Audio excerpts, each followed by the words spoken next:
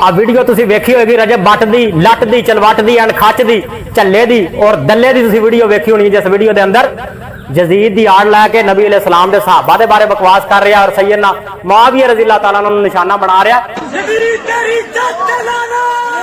ओ सहाबा जिहदे बारे मेरे पाक पैगंबर ने फरमाया, सही अल बुखारी फरमाया, ला तसुब्बु असहाबी, मेरे सहाबा नू गाली मत निकालो। और ओ सहाबा जिन्हां दा जनाबे वाला ईमान दी मिसाल अल्लाह रब्बुल आलमीन ने कुरान च दिती, फरमाया फाइन आमनु बिमिस्लि मा आमनतुम बिही फकद इhtadu, अगर हिदायत चाहते हो तो ईमान इंज लैके आओ जिवें नबी अलैहिस्सलाम दे यार लैके आए। और ओ सहाबा जिन्हां दे बारे कुरान कह रहा रज़ी अल्लाहु अन्हुम व रज़ू अन, अल्लाह फरमाउंदे ने असीं उन्हां ते राजी और ओ साडे ते राजी। तू बगैर तो उन्हां दे बारे ज़बानां खोल रहा है, सारा साल जनाब विलोग विखा के अपनियां मावां भैणां नूं दिखा के पैसे कमाण वालिया, तैनूं की पता अज़मत सहाबा की हुंदी? मुते दी पैदावार किसी कुत्ते दी पैदावार, उहनूं की पता सहाबा दी अज़मत दा?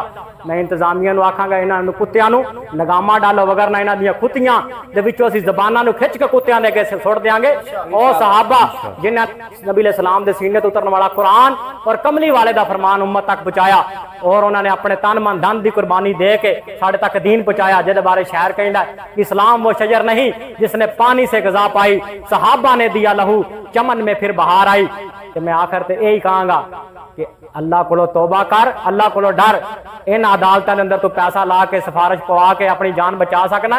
एक अदालत लगन वाली है जिथे कोई पैसा दिरहम दिनार काम नहीं आएगा, एक कचहरी लगनी है हक वाली जिथे झूठी ना कोई अपील होवे, उथे कम नहीं हो यार सिफारिशां दा, भावें मूसा ते भावें खलील होवे, जेड़ा हक दा फैसला हो जाना ओदी मुड़ के ना अपील होवे। अज़मते सहाबा जिंदाबाद, अल्लाहु अकबर, जिंदाबाद जिंदाबाद, बेशुमार आयात बाकी मुलाकात बाकी।